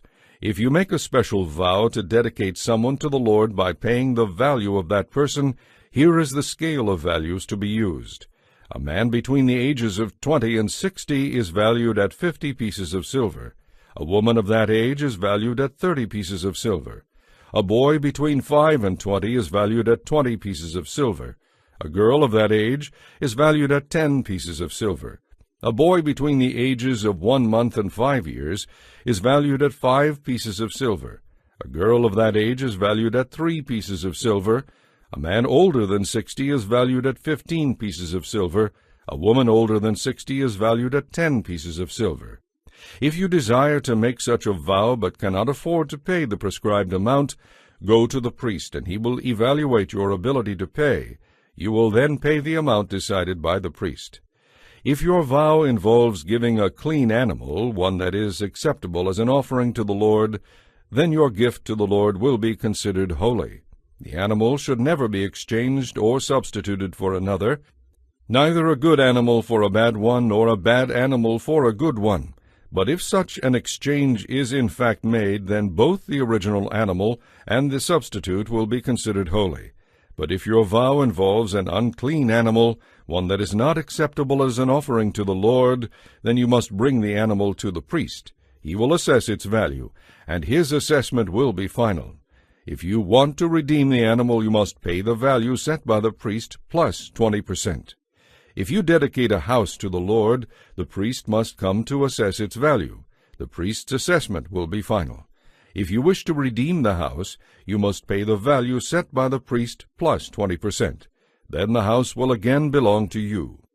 If you dedicate to the Lord a piece of your ancestral property, its value will be assessed by the amount of seed required to plant it. 50 pieces of silver for an area that produces 5 bushels of barley seed. If the field is dedicated to the Lord in the year of Jubilee, then the entire assessment will apply. But if the field is dedicated after the year of Jubilee, the priest must assess the land's value in proportion to the years left until the next year of Jubilee. If you decide to redeem the dedicated field, you must pay the land's value as assessed by the priest, plus 20%. Then the field will again belong to you. But if you decide not to redeem the field, or if the field is sold to someone else by the priests, it can never be redeemed. When the field is released in the year of Jubilee, it will be holy, a field specially set apart for the Lord. It will become the property of the priests. If you dedicate to the Lord a field that you have purchased, but which is not part of your ancestral property, the priest must assess its value based on the years until the next year of Jubilee. You must then give the assessed value of the land as a sacred donation to the Lord. In the year of Jubilee, the field will be released to the original owner from whom you purchased it. All the value assessments must be measured in terms of the standard sanctuary shekel. You must not dedicate to the Lord the firstborn of your cattle or sheep, because the firstborn of these animals already belong to him. However, if it is the firstborn of a ceremonially unclean animal, you may redeem it by paying the priest's assessment of its worth plus 20%. If you do not redeem it, the priest may sell it to someone else for its assessed value. However, anything specially set apart by the Lord, whether a person, an animal, or an inherited field, must never be sold or redeemed. Anything devoted in this way has been set apart for the Lord as holy. A person specially set apart by the Lord for destruction cannot be redeemed. Such a person must be put to death. 1/10 of the produce of the land, whether grain or fruit, belongs to the Lord and must be set apart to him as holy. If you want to redeem the Lord's 1/10 of the fruit or grain, you must pay its value plus 20%. The Lord also owns every 10th animal counted off from your herds and flocks. They are set apart to him as holy. The 10th animal must not be selected on the basis of whether it is good or bad, and no substitutions will be allowed. If any exchange is in fact made, then both the original animal and the substituted one will be considered holy and cannot be redeemed. These are the commands that the Lord gave to the Israelites through Moses on Mount Sinai.